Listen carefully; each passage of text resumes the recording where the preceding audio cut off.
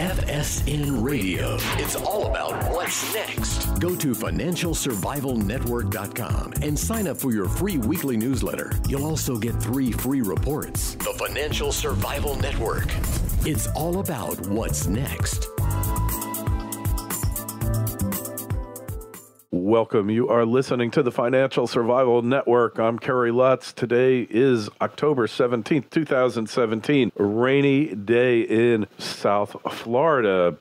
As always, email us kl@kerrylutz.com. So, is the EU imploding? Austrian election, Catalonia, secession. What is next? Well, John Rubino is next to discuss it. John, good morning. Morning, Kerry. You know what? I hear the rain in the background. That's really peaceful. Yeah, not when you're trying to do a show, but what can you do? Like, I haven't soundproofed the studio, so... That's all right. It's kind of a white noise thing. I don't think it interferes with anybody. Well, maybe we'll filter it. Who knows? We'll see what happens. Yeah. But at least you don't have to worry about rain. You're just going to have to worry about snow soon.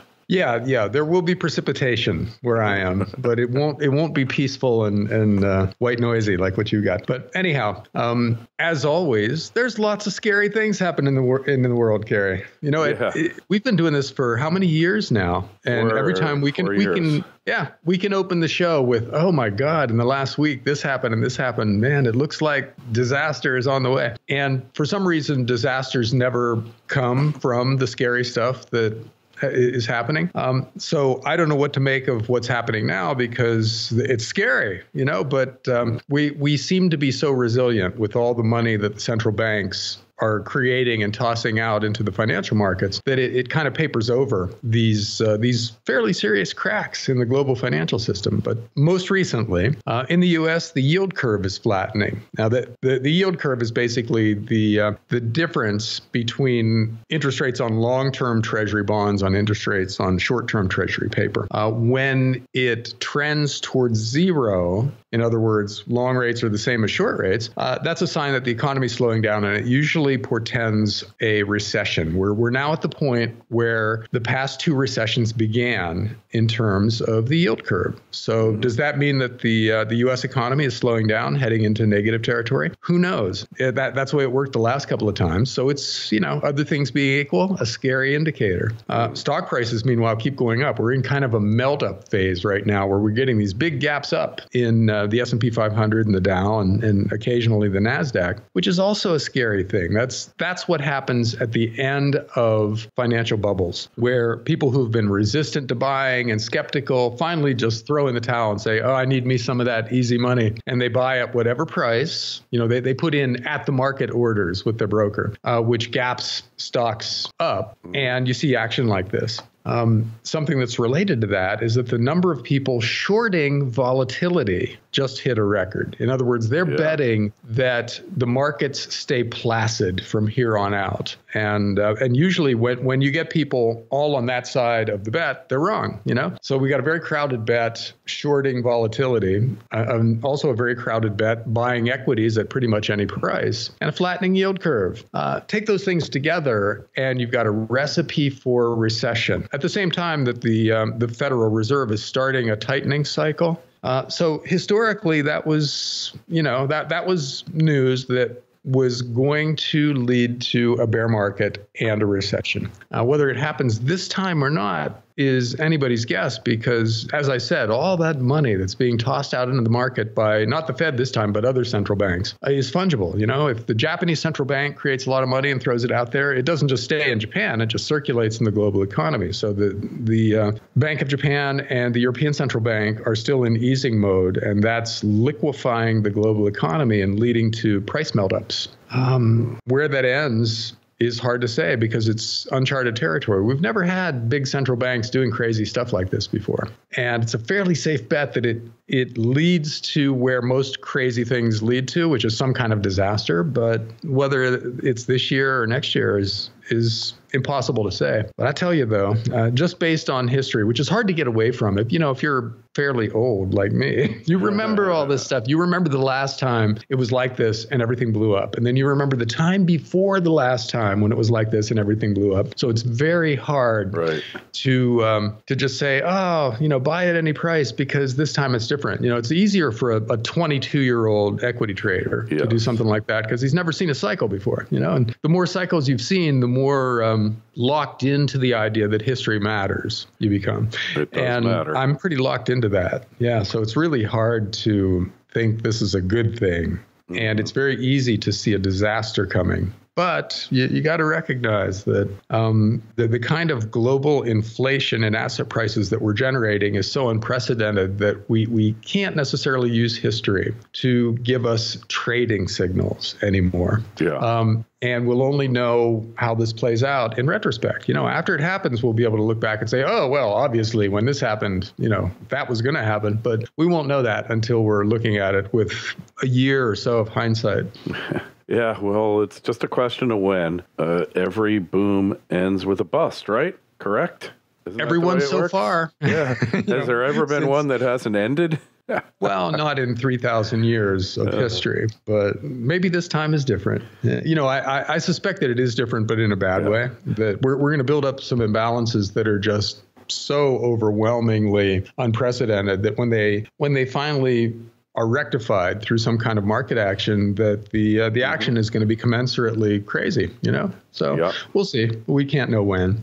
And then meanwhile, the financial system veering off into crazy territory is leading politics in the same direction. As you borrow more and more money, the economic system doesn't work for the 99%, and then they vote their frustration. And this past weekend, we saw the Austrians elect a 31-year-old populist. Somebody who they're literally calling him Austria's Donald Trump.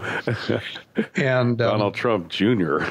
Donald Trump Jr. Yeah, he even kind of looks like one of the Trump. He does kind of. You're really right about that. He really does. Yeah. Oh, it's bizarre. Yeah. And Austria, Austria's they're not the leader of the EU, but they're fairly influential. And if they close their borders, which is what he's talking about doing, they speak German. I mean, that says a lot there. The Germans regard them as their inferior cousins. But they were actually the birthplace of the Nazis. Of Hitler. Yeah, he was Austrian. And quickly we forget. They picked up on that stuff as quickly or more quickly than Germany did. They were a solidly fascist country at one time. So they've got that kind of tendency in their culture. So we'll see where this leads. I don't know whether he'll be able to accomplish everything he would like to accomplish. But one thing that I think is popular enough that he will get it done is curbs on immigration. Because the whole freedom of movement thing and open borders thing hasn't worked. It works beautifully for the 1% because that brings them in lots of cheap labor, lots of people to vote for incumbents, and that's good for them, but they don't live in those neighborhoods and they aren't losing jobs to people who come in and are willing to work for, a pittance compared to unionized labor. And so they don't suffer the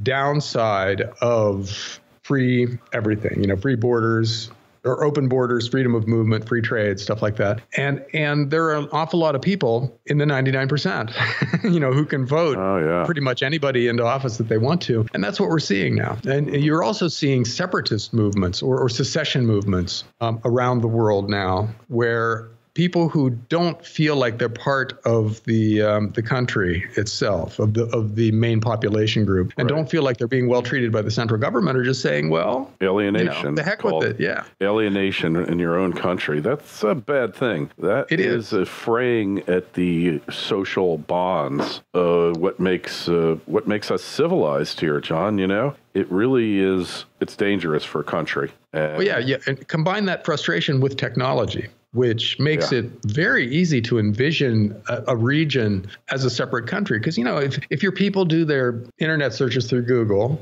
and they watch their movies on YouTube or, some other, what am I thinking of? Oh, Netflix, on Netflix, then how much does it really matter where the central government is located, right? Because they're They're already kind of global citizens, and they might as well have a central government that's closer to home, that's made up of people who are like them, rather than something that's farther away, staffed by people who are from kind of a different ethnic group or different cultural background or whatever. So it's easy to envision breaking away and becoming your own country. And so you got Catalonia in Spain, which Spain is not going to let happen. They're now taking over the Catalan government. You've got Kurdistan, where the Kurds, who are part of Iraq, have declared independence. And now Iraq has sent soldiers in to take back the oil fields that the Kurds have. And then the Flanders region of Belgium is apparently thinking about breaking away, though it's not clear why anybody would care about that. But there's some good World War I monuments, burials, cemeteries there, but that's about it, right? I mean, and the funny thing is, it used to be the right in the U.S. that was all about secession. Texas used to be a country, and by God, they could be a country again. You heard stuff like that when the right was very angry about the government. Yes. And now it's the opposite. It's California saying, you know what, we don't want to be part of this anymore, and we're going to be our own country. And you see secession movements bubbling up in blue states, liberal states. So I think it's just easy to envision, which just adds another wild card out there, because if you're already dealing with financial troubles and geopolitical problems, you really don't want your richest region to declare itself an independent country and just take off on its own, right? That just makes your life immeasurably harder if you're a country in a complex world. And that's what we're going to see going forward. We're going to see more populists get elected. Obviously, that's a trend that's been in place for a while now, and we're going to see regions, especially rich regions. It's never poor regions that want to break away. It's people who think they're overtaxed relative to the guys that they're helping in their existing country. They want to go off and live their way on their own. We're going to see more of that. At the same time, we see more warfare out there. The world is a very scary place. We sent something called a decapitation team to South Korea just lately. Yeah. And it's not clear what that means exactly, but it's probably some kind of black ops team that is capable of infiltrating and causing trouble in North Korea. Mm-hmm. So, no doubt. I mean, it's nothing we haven't seen before. On the one hand, people say, well, North Korea, it's so small, what can it do? But, the weapons that they're trying to develop, that they are developing, something's got to be done about it. But I think push comes to shove, it's going to be China that will do it rather than the U.S. That's my gut feel on it, John. I don't really think they want us on their border. They don't want the U.S. on their border. Well, but, from a U.S. point of view, it would be so much better if China took care of what was going on by its own border. We don't want to be right next to China either, I don't think. Well, actually, there are crazy people in the U.S. government who would love to have a military base right next to China, but which is the source of the Crimea issue, right? Right. Yes. We tried to bring Ukraine into NATO. Mm-hmm. And that's a country that's right on Russia's border, and it hosts a Russian naval base that's crucial to the Russian Navy. Right. And we somehow thought Russia wouldn't react to that, Yeah. And so it's completely conceivable that these same people who are that clueless, who are still in charge, would love to have a unified Korea with nuclear weapons pointing directly at Beijing. That's insane. It's insane. It's crazy. And they probably would love to do it, So I don't know. You can't. Nuts. Yeah. But scary at the same time that you got people with that kind of an attitude, with that kind of power. Mm-hmm. Yeah. Yes, you do. Yes, you do. So what about gold? It looks like price is going up yet again. It's over $1,300. It's a little dragging today. It's only up $0.50 the last time I looked. It's kind of been going up and down sideways today. But it's up 10 cents right now. It's still over $1,300. Silver's back over 17. Looks like 1,300 is becoming the floor, huh? Well, gold is in a modest uptrend from a couple of years ago when it was below 1,100. It's been kind of ticking higher a little bit with the Commitment of Traders report squiggles in there. And right now the speculators are still really long, so that indicator points towards further decline in the price of gold, just to flush out the speculators who got overexcited when gold started approaching $1,400. So once those guys are flushed out, then it starts going up again. And yeah, it could break 1,400 this time if the new channel stays intact. And I think there's a good chance that it does stay intact, just because there's still so much money being created out and thrown out into the world. And there's still so much instability that's flowing from, the melt up inequities and all the stuff we talked about earlier, the yield curve doing scary things in bonds, and cryptocurrencies beginning the process of destabilizing fiat currencies. Fiat currencies are starting to look decidedly old-fashioned now, aren't they? Really? In their current form. They look a little bit like cable TV systems, in the face of Netflix or Cutting something, the cord. where there's something coming along that just does it better. And so, the way AT&T's cable subscribers are declining year after year, for instance, and Netflix is gaining all that new business. Well, the cryptocurrencies are kind of doing the same thing vis-a-vis old style fiat currencies. Right. Because, cryptocurrencies illustrate the fatal flaw in fiat currencies, because cryptocurrencies are created with a built-in limit on their supply. Right. And fiat currencies have unlimited supplies at the discretion of these clueless central bankers who just don't seem to understand basic supply and demand economics. So it makes fiat currencies in their current form look extremely old-fashioned. This is old tech. Yeah. And so the process is probably going to play out is that fiat currencies are going to look increasingly uninteresting for people who have a little bit of technical savvy or a little bit of understanding of economics. And the beneficiaries will be the best cryptocurrencies and precious metals, with the end game being some kind of a gold-based monetary system that uses blockchain technology as its wealth transfer mechanism. In other words, gold in a vault is linked in some way to a Bitcoin-like cryptocurrency, and that's how you move money around. You don't ship that gold from place to place. You move it, you move ownership of it with a mouse click via some kind of a blockchain ledger that allows you to instantaneously move wealth around.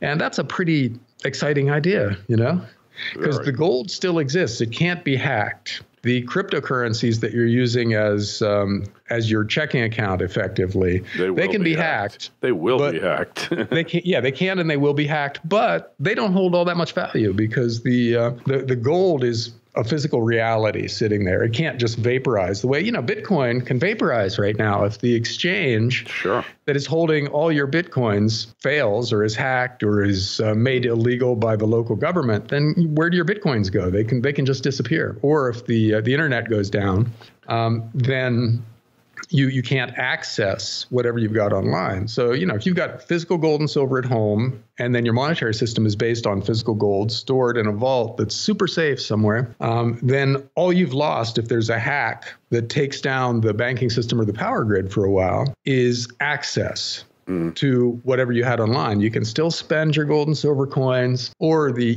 cash based on it if it's still accepted. And your country's gold is still sitting in that vault. It's still there as the basis of your monetary system. And so you can kind of sort of survive a cyber attack, which isn't necessarily the case right now, as we see with Puerto Rico. Their power's been out for a long time, and those people can't access their ATMs. They can't use their checking accounts. And unless they had a ton of cash under the bed or a bunch of gold and silver coins, they are literally broke, flat broke, can't pay for food, can't pay their rent, and it's interesting because actually Puerto Rico comes under the jurisdiction of the New York Fed, surprisingly enough, and they're shipping out pallets of cash. I guess this is truly helicopter money. If you're in the dire straits and you can't show that you have any means of supporting yourself or you can't get to your bank, I guess they're just going to give you cash. Right? So is this a precursor?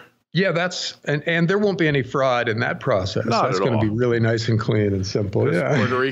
Puerto Rico has such honest government, which is why they were a basket case before the storm. The storm might actually wind up being the best thing to ever happen to the island. They get a new electrical grid paid for by you and me and the rest of the fine taxpayers in the 50 states here. They get all these buildings rebuilt to current contemporary storm hurricane standards, building codes. They get roads paved. I mean, this will be the best thing that ever happened. I mean, I'm not being callous here. It's just in the long run, it's like getting invaded by the United States. Well, you get built up again. I'll say something that's callous here. It's going to end up, the rebuilding process is going to end up costing more than it would have to move every single Puerto Rican to Kansas or someplace and give them a house that's nicer than the one that they had be blown down, and then turn the island of Puerto Rico into a nature preserve. That would be cheaper than what we're going to do right now. Yeah, we're going to spend $1 trillion on the place. Yeah. And the same thing is true of Houston and New Orleans and probably Miami. When the big one hits any of those places, we're going to rebuild it for a cost that is greater than it would be if we just moved everybody to another place where they don't have hurricanes. Now, there's a thought. Yeah. Well, they protested against Vallecas. That was where the Navy had a base set up, and they pretty much practiced fire on the island there. And what they forgot was that the Navy pumped in $300 million a year into the Puerto Rican economy. And, it's a multi-billion-dollar economy, obviously, but I think that's pretty close to dating when the island started going down the tubes. When they pushed the Navy out, the Navy said, hey, you don't want us, we'll find somebody who does. Goodbye. And that's effectively what happened there, John. Yeah. One of the things we did with Puerto Rico, I think, was imposing a minimum wage on them that they may not have been prepared for. It might have priced a lot of Puerto Rican labor out of the market. Oh, that always works, right? Yeah. Minimum wage. Yeah, and that's one of those things where there are good arguments on both sides, and most of the people involved in the argument about where to set a minimum wage are reasonable, honest people and trying to make the best of it. And it's just not easy to do because there's a trade-off when you create a floor for the price of workers. You're going to cut off some people who basically just flat out aren't worth this new minimum wage to an employer. Oh God, yeah. And it's true. And where you set it, where it works is different for different places. The level of the appropriate minimum wage. And Puerto Rico may have been a place where a lower minimum wage may have been more appropriate for their transition to being full-fledged American state. I don't know. But they did seem to start going downhill right around the time that their labor got expensive too, and as you said, the military pulled out. I don't know. This stuff is all very complicated, and the market works it out eventually if it's allowed to work itself out. But when you intervene, federal flood insurance is an example of hamstringing a market mechanism, where if everybody had to basically pay the insurance that was appropriate for where they want to live, they would probably end up choosing not to live in these super dangerous places.